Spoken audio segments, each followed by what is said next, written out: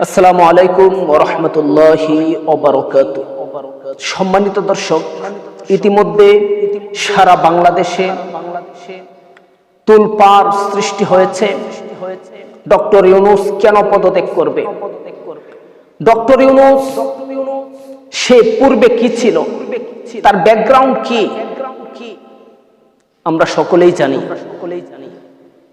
ওটা তার ব্যক্তিগত কালচার, ব্যক্তিগত আখলাক, ব্যক্তিগত বিজনেস, সেটা নিয়ে আমি কথা বলতে চাই না। যেটা নিয়ে আমি আপনাদের সম্মুখে দাঁড়িয়েছি যে সে কেন পদত্যাগ করতে চাচ্ছে। ডক্টর ইউনূস সারা জীবন হারাম একটা ব্যবসার সাথে জড়িত ছিল। শেষ পর্যায়ে বাংলাদেশের সাফুটে সে যখন বাংলাদেশের রাষ্ট্রনায়ক হলো, যত দিনের জন্যই হোক না কেন, সে চেয়েছিল বাংলাদেশে এমন কিছু করে যাবে যার দ্বারা মানুষ সারা জীবন তাকে মনে রাখবে, তার নাম স্বর্ণাক্ষরে বাংলাদেশের এক কোনায়, পার্লামেন্টের এক কোনায় লেখা থাকবে, লিপিবদ্ধ থাকবে, স্মৃতিস্মরণ হয়ে থাকবে তার বাংলাদেশের ক্ষমতা চালানোর বীরত্বের ইতিহাস। তবে হঠাৎ কেন সে পদত্যাগ করার মন মানসিকতা তার ভিতরে তৈরি হলো? কেন সে অপারগতা প্রকাশ করছে? এই জন্য অনেকেই তাদের নিজের ব্যক্তিগতভাবে ইউটিউবে, ফেসবুক পেজের মাধ্যমে তারা তাদের মত প্রকাশ করছে। তবে আমি বলতে চাই, ডক্টর ইউনূস এটাই চেয়েছিল যে বাংলাদেশে রাতের আধারে চুরি করে ব্যালট বাক্স ভরে কোন দল যেন ক্ষমতায় আসতে না পারে, এই জন্য সুস্থ স্বাভাবিক শৃঙ্খলাযুক্ত একটি নির্বাচন সে দিবে। এটা ছিল তার প্ল্যান।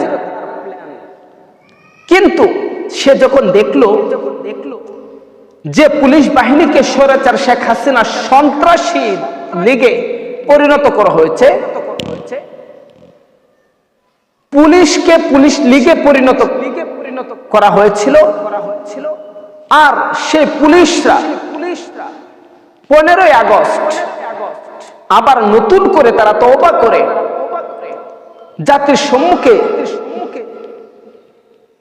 যে অনুরোধ করেছিল এবং জাতিকে যে আশ্বাস দিয়েছিল, জাতির পাশে থাকার যে প্রতিশ্রুতি দিয়েছিল, তা ভঙ্গ করে যখন বিএনপির পাঁচটা গোলামে পরিণত হয়েছে প্রশাসন, তখন ডক্টর ইউনূসের কি করার থাকতে পারে বলো? এক একটা মানুষ সারাদিন চেষ্টা করলেও সম্ভব নয় একটা দেশকে নিয়ন্ত্রণ করা, যদি তার সাথে প্রশাসন এবং ডিবি সেনাবাহিনীরা ঐক্যবদ্ধ হয়ে কাঁধে কাঁধ মিলে সামনে চলার প্রেরণা না যোগায়। ডক্টর ইউনূস দেখতে পেল সেনাবাহিনী তার আগের স্থানেই এখনো বহাল রয়েছে। ডক্টর ইউনূস দেখতে পেল প্রশাসন অন্য দলের 5টা গোলামে পরিণত হয়েছে। আগে ছিল পুলিশ লীগ, এখন হয়েছে পুলিশ দল। আর সমস্ত কিছু গেটে এটাই বুঝতে পেরেছে প্রশাসনের সহযোগিতায়, নির্বাচন কমিশনের সহযোগিতায় আওয়ামী লীগের যেভাবে ভোট হয়েছিল, নির্বাচন হয়েছিল, বিএনপির নির্বাচনটাও ঠিক সেভাবেই, আগামী নির্বাচনটাও ঠিক সেভাবেই হতে যাচ্ছে। আমার কথার পরে শুনে, এই কথা শুনে যারা আমার বিরুদ্ধাচার করবেন, যারা আমার বিরুদ্ধে লেগে যাবেন, যারা আমার সমালোচনা করবেন, প্লিজ আপনারা নিজের দিকে একটু তাকান, আর বাহিরের পরিস্থিতি নিয়ে আপনারা একটু চিন্তা করুন। আমার কথার সাথে যদি বর্তমান প্রেক্ষাপটে এক না হয়, আপনারা যেভাবে ইচ্ছা সেভাবে আমার সমালোচনা করবেন, আমি কিছুই বলবো না। তবে তার আগে একটু যাচাই করুন। আর ডক্টর ইউনূস ক্ষমতায় থাকাকালীন যদি অবৈধ নির্বাচন হয়, এক দফা নির্বাচন হয়, চুরি করে ভোট দিয়ে ব্যালট বাক্স পরিপূর্ণ ভর্তি করা হয়। একবার ভেবে দেখুন, এই জাতি ডক্টর ইউনূসকে বলবে বিএনপির ৫ গোলাম। ডক্টর ইউনূস এই জন্যই আগেই পদত্যাগ করার পরিকল্পনা করছে। আর এটা জাতীয় বুঝতে পেরেছে, দলীয় ব্যক্তিরাও বুঝতে পেরেছে। এই জন্যই কিছু কিছু মানুষের গায়ে চুলকানি শুরু হয়ে গিয়েছে। এমন ভাবে তাদের গা চুলকাচ্ছে, তারা মুখ দিয়ে যা আসছে তাই তারা প্রকাশ করছে। এমনকি একটা টকশোতে দেখলাম রুমিন ফারহানা ডক্টর ইউনূসকে নিয়ে যেভাবে ইচ্ছা সেভাবে মন্তব্য করছে। রুমিন ফারহানার মতো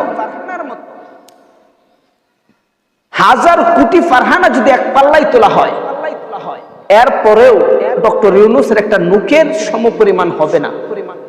কোয়ালিফিকেশনের দিক থেকে হবে না, যোগ্যতা কিংবা ইজ্জতের দিক থেকেও হবে না, সম্মানের দিক থেকেও হবে না, তার স্ট্যাটাসের দিক থেকেও হবে না।